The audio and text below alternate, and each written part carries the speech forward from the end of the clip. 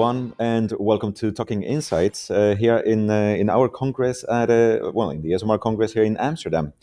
I'm sitting here with Mahmoud Yassin. Hello, Mahmoud. Hi, Welcome. nice to meet you. Yeah. And it's a pleasure to have you here. Mahmoud works for Booking. It's a company that barely needs a presentation, but I would like to invite you to say a few words about of course about Booking, what Yep. you do, which area you work on, and what is your specialization there. Yeah, so Booking.com, of course, as you said, it's quite global brand. We are active in the travel industry, and our mission is to let everyone explore the world. So, and everyone for us means literally everyone, with all that inclusiveness that we can do for everyone. Different gender, different religious, doesn't matter, and ages, and literally the full inclusiveness side of it. And we want to empower people to travel because we believe in travel and what it brings to your mentality, the mental health, and also what it brings to your mood, and let you explore and get to know few places, know history, how. So that's all part of our mission. Yeah. And I've been with the company for 1 year now. My role is a senior manager in the data space, data and analytics and AI, and it's quite fun company to work for, to be honest. Okay. Are you specialized in a specific segment or sector, or perhaps a geographical area, or is it like global data? So I work here in the HQ, global HQ of Booking, and of course we cover every aspect. And I'm more in the analytical side. So all what to do with data that we gather from our travelers and our partners, because we are a two-sided marketplace. We have partners who offer places for people to stay, like hotels, homes, etc. And we have on the other side the travelers who are looking for that service, and we are in the middle. So we support the global scale in Amsterdam, here from Amsterdam, and this is our global HQ, and also Booking.com. Okay. And have you? I mean, you must have observed probably quite different patterns on how people understand traveling and how, or also perhaps the habit of traveling. Maybe some countries, maybe more, perhaps more internationally oriented. Some others are a bit more domestic. How? That's definitely a part of our insights, because we the way we succeed is by understanding our travelers and the behaviors around, let's say, certain areas. So we do trend analysis to understand, per quarter, what are the hottest, let's say, countries to visit, for what purpose. We try to understand the customer needs. We analyze huge amount of data, just around 70 terabytes a day of data that gets stored in our systems and need to be analyzed for the greater good of our customer, to understand their needs, build specialized recommendations, work in refining the stuff that they get to show in order to match their style. So if you are like a solo traveler, is different than if you are like a family traveler. So we would like to show you the stuff that relevant to you, and make your experience really customized. And in order to do that, we set on tons of information that need to be analyzed, and figuring out the best possible way to use it. And that was also part of our discussion, the session I gave today in the conference. Exactly, and I wanted to get to that as well, because you just presented a few minutes ago. Yes. So it was a very interesting a session. If I would like to invite you also to summarize what the session was about, or which areas you covered, perhaps without spoiling all the beans, but just to so that our listeners and our viewers understand a bit what you covered. Happy to do so. So the session was about a recent product that we recently launched for beta testing for quite some users, and it's called the AI Trip Planner. So it is our recent innovation that combines the powerness of AI and also the experience of booking, and blend them together to offer a really customized and intuitive way, let's say a different way, to explore our products and find your dream destination, coping with the new trends of ChatGPT and generative AI, and what it brings. Okay, I guess at some point, any help is welcome when you're dealing with 73 terabytes of data per day. So is this a program mainly? You just presented two different types of, say, customers or audiences within Booking. On the one hand, is all the accommodations, that need to be listed, and on the other side, you have of course the travelers. Is this tool aimed at both of them, or mostly one, or No, how? as of now, it's for the travelers. So basically, how it works: if you are entitled in the beta group to see that option, then it is basically you chat with us. Let's say through the mobile app. Hey, I'd like to go to a destination in the next month, and then okay, the chat GPT kind of thing will tell you, okay, where do you want to go? Then okay, I need something hot, and or maybe I don't know, somewhere sunny. Okay, where in the world? Then you start like a natural conversation. Okay. Then you say, okay, but okay, are you traveling alone? Then it will tell you, no, I'm traveling with family or with kids. Based on all the parameters that you get, we refine or narrow down the search Yeah. as if you're doing it normally through our website, but then in a different way and an easy way. You can turn on your your microphone, and just speak instead of typing and Okay. dealing with all the filters stuff. And then the module will rectify your answers and then brings in within the same session, within the same application, the recommendations for you with the price and everything. Yeah. And you are empowered to change it. Oh yeah, this is too much. This is too expensive. This is Okay. I know I need maybe a less crowded place. And then we combine the powerness of a generative AI with our booking tailored AI together to blend together, and then we bring you like a seamless experience, and then at the end you can do pretty much everything Yeah. through this kind of product all the way Wow. till booking. So it's really, we see it as a new way of dealing with or finding your dream destination, and it's quite interesting also to see how smart is it. And for example, at the end, if you manage to find your dream destination, you can also tell, hey, give me a program for the 3 days I'm in. Yeah, And then exactly. it will tell you per day the activities that you can do.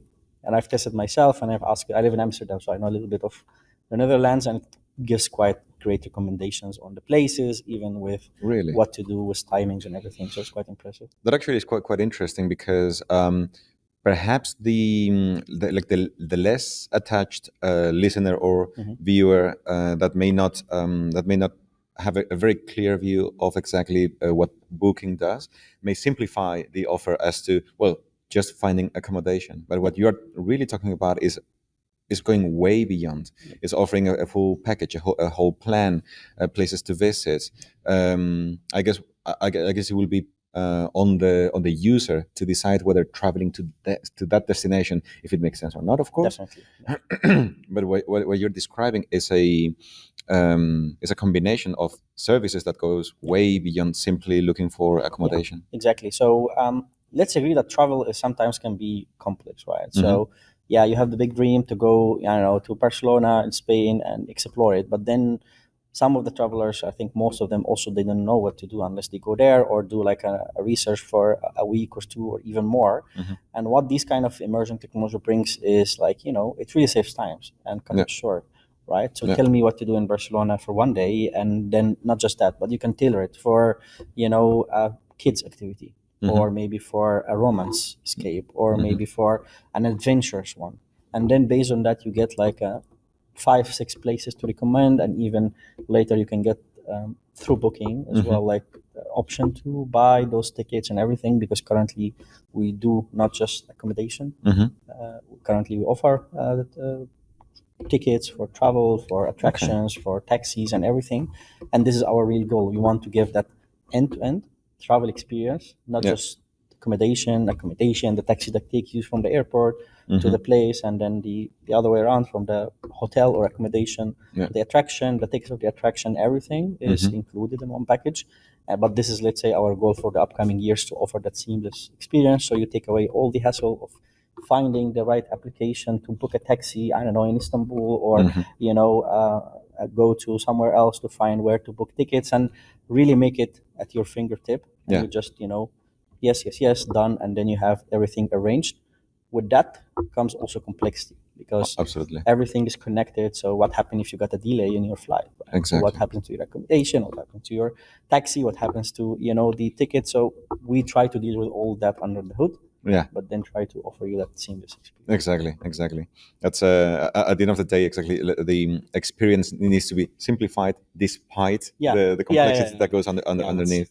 You cannot bother the audience with all of this, right? Exactly. I think it's well. I mean, it's quite interesting because I think there is a level of stress even that Yeah, is attached to all these sure. decisions, Yeah, going to a different country, like a different language, a different, exactly. all these Yeah, all I these think we've all elements. have experienced that one way or another. So, Exactly. especially if you go into, let's say, non-comfort, let's say, country where you live in, or you know everything on it, that's always what comes with travel, and we try to take the pain away as much as we can. Exactly. Um, in order to do this, to aggregate all these services, I mean, as you were saying, like you gather quite a wealth of data. How is the AI created and informed? Are Yeah. you using or are you leveraging mostly internal data, or how do you combine? Yeah. So AI within booking is one of the most crucial areas, and actually it is embedded in every product team that we have. And seeing, let's say, if I'm zoom out a little bit now after 1 year of booking, it's really amazing what the amount of AI development that we have, the machine learning engineers that we have. So really, outstanding, and they try always to do the best for our customers, both travelers and partners as well. And back to your question, so definitely it is a combination of data. So we have a lot of data around what people search, right? We get, more than 100 million visits, a month. So that's a lot of data. And then what they do, where they search, where they drop, all these stuff need to be analyzed, what they have seen, what they have clicked. So all the behavioral side of the data need to be collected and analyzed, and not just analyzed, but also grouped in a way and segmented, because you're talking about, a Yeah. huge amount of data. And that data definitely empowers our internal machine learning models and our AI innovations, plus definitely the external data. So we analyze the weather data and its effect on the travels, right? Because you definitely need to know All right. if there Is is. that embedded also in the offer? If I tell you like I want to go to to a sunny Yeah. place, but you know there is a storm coming to Greece, you won't recommend Yeah, Greece. so that's maybe not in the AI trip planner Uh-huh. per se. I can also double check that, but in general, yes. So there should be have, like I said, recommendations on the target destination, but also for the analytical needs, right? Yeah. That's really nice from looking forward, but also, you need to look backwards also to see the trends. We need to understand how people like to build a map of the travel. That's not easy, right? So per quarter, per season, Yeah. where people travel and where they go and where they don't go, and is there like some hidden gems, as we say, in some places that people don't know Yes. about, and how can we also give that fair chance? Because when you travel, you're not just enjoying yourself, but you're also benefiting the destination, right? The economy, helping Absolutely. people, so from also psychological point of view and other angle, travel helps countries. There are tons of countries that depend totally on travel, and to feed their kids and Yeah. to go to school, etc. So yeah, we also have that social boundaries that we need also to adapt and in what we offer, not just the famous stuff, but that also needs to be balanced in a way. Exactly. I think there is a really interesting consideration. The fact that I, I I guess I can imagine that it is really easy to offer the highlights, Yeah. right? Go to Paris, go to the Eiffel Tower. Sure, understood. Yeah. But um, Yeah. and that some travelers demand the famous off the beaten track, Yeah. right? Like all these other aspects from traveling. I would be one of those, for example, you know. Yeah, we're Uh, all the same. but that as a company you also recognize that how this helps Yeah. the local economy, that it is interesting, it is part of the perhaps the motto or the goal of the company itself Yeah. to add these places and to invite people Yeah. to discover Yeah, more. so that's also our social and moral campus, right? So Hmm. it's not like, as you said, just the famous and the top stuff that we show, right? And we aim to have the tailored experience Yeah. based on your search, your history, etc., but also give a fair chance for everyone to see what's there and what's in the listing. Though it's complex, of course, especially if you have a huge amount of listings, but the art comes when which parts to be presented when for whom. That's the equation that Okay. we try our best to make it as relevant as possible. Yeah. Yeah. How is the how are at the end of the day, the insights that from this AI model that you have been describing, I can imagine that also provides insights that can be used internally. Definitely. How does that guide the Yeah. decision making within So the for company? sure, definitely, we don't just blindly use, let's say, OpenAI under the hood. So we have our areas where we rectify. We need to understand what people ask and in what kind of form, for what kind of purpose. And so that's tons of analytics that we need also, that we're already actually working upon them to analyze the demands and also feed it to our normal, streamline of analytics that we already have that does that. So it's for us a new way, Yeah, a new, entrance to the main exactly. home, right? But then through that method, so it has to hook up to all the analytics that we currently existing and all the AIs that we do, and also the way to understand the customer, Yeah. traveler behaviors as well. So it's all integrated, and that's the beauty of the solution. That's not just like in an isolation of what we Yes. do. And if you also get a chance to experience it, it's really a complete experience in one go. So it's not like, you have a hyperlink, you click to it, and then takes you to another page, and then you forget what was the search. No, Sure. it's all consistent, one session. Even if go back to the first option, then it will roll back, and so it's really aware of the Okay. conversation, and that cannot be achieved just by having this in isolation. It has Yeah. to hook up to the existing one. So definitely, we integrate that data together, Okay. and then use it for the analytics purpose. Perfect. And for when did you roll out this application? The date precisely, I think it was released close to 2 months, if I'm not mistaken. But we also piloting with it because you need to, see how the customers will react, how it will Okay. be useful or not. So it's currently available for the US based customers. So in the States, if it Perfect. happens that you have, and then you can Yeah. try it out, and soon, based on getting to inside, analyze the data and see how it was Yeah. useful, and did Yeah. it led to bookings, or it was just like chatting, or that Interesting. we need to measure all this stuff before also taking a decision to open it up. Plus, it is, of course, requires a huge computational power Yes, as absolutely. well if you want to open it at booking.com scale Yeah. worldwide. This is interesting, and when hearing that it has been trialed in the US first, one of the questions that comes to my mind is the representativity that this may have. If Yeah. you are training a model in the US, you're basically feeding it US taste. Yeah. That could be very different from taste that you could find in the Philippines. True. Or Yeah. any other country Yeah. that may have vastly different understanding of Yeah. what is traveling and how to use traveling or what they may want to see. Yeah, I think that's very much true, and a very smart observation, because travel is not just constant, right? It differs from culture to culture. It differs from nation to a different. But we offer it in the States. United States is the biggest travel market, country-wise. So it's also not that small. So it gives us also some KPIs around the scalability of a product at a certain point of time, and definitely we put that into consideration, dimension of the country that Yeah. we are rolling it out and how it affects the behavior. But of course, to have more inclusive, let's say, look, definitely other countries and other behaviors need to be kept into consideration. Yeah, yeah. No, that actually is super interesting, and I can imagine how it is an application or a program that it was a huge undertaking. I can imagine that, and that you have probably just uncovered the tip of the iceberg. Yeah. There's always tons of potential, right? So we keep innovating. We keep through our team Yeah. figuring out new products, new areas to explore, even new trends, and what actually people are trying to do, Yeah. or trying to travel, trying to escape from, going where.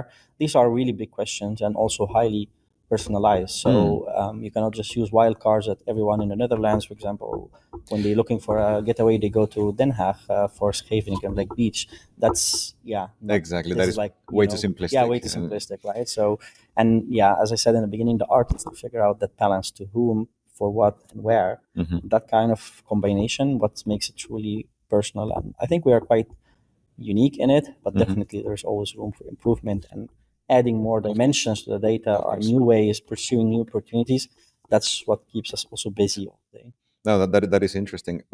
I'm interested in knowing what are the next steps of this application. Yeah, so of course, next step is evaluation, right? So now we have built the hardware, built all the check and balances, the procedures, everything is there. It's available. Now we are testing it with a huge audience, as we spoke in the States. Then we need to have a evaluation of what we offered. We have some solid KPIs that we need to run to measure the success of this kind of experiment, and then evaluate and see from there what's the next best step. Perfect. That's all I can say because we don't know yet Of course. the results. So, Of course. Yeah. but it's quite, at least for the people who are in the States or even traveling to the States, just give it a go. It's quite amazing. Okay, fantastic.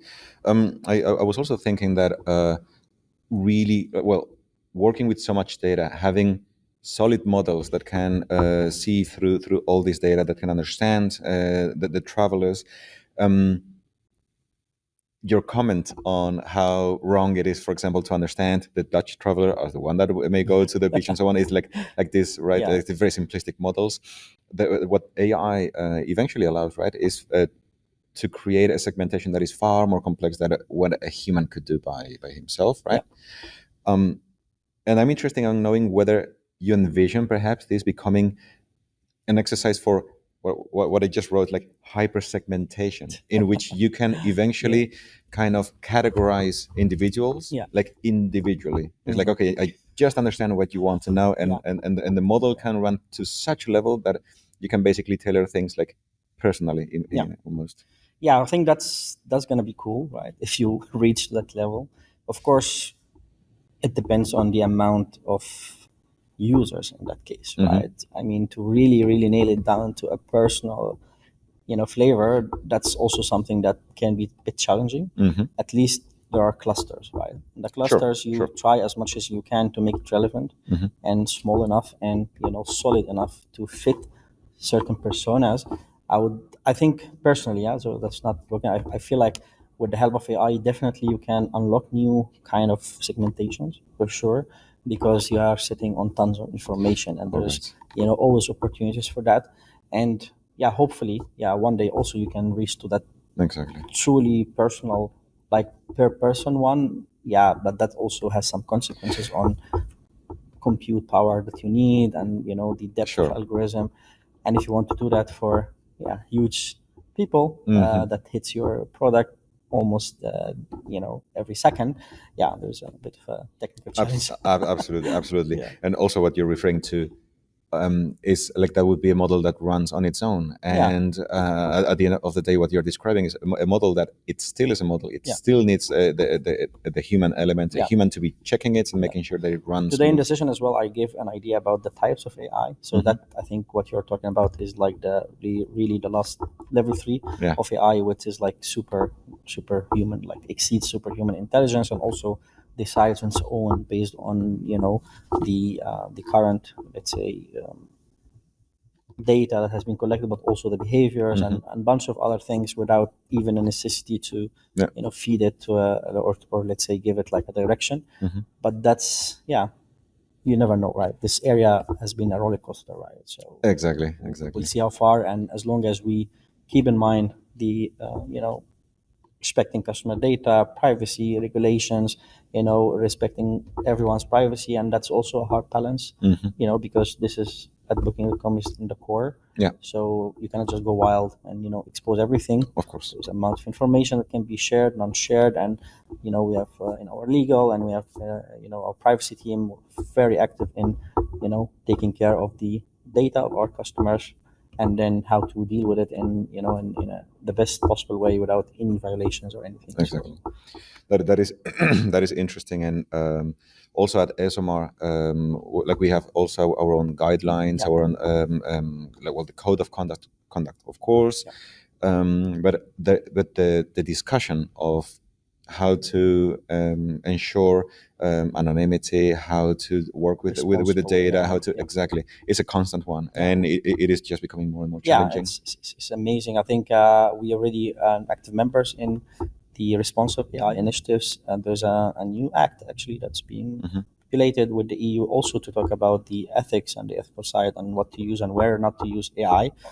So that's also going to shape a lot of the potentials of what companies can use with it. Exactly. Wow. It is, definitely a conversation starter too. It's we have just scratched the surface, as we say, right? Next year, maybe we'll have another discussion. We'll see how far this evolves. Yes. Perfect. Well, so thank you so much, Thanks a Mahmoud, lot. for being here.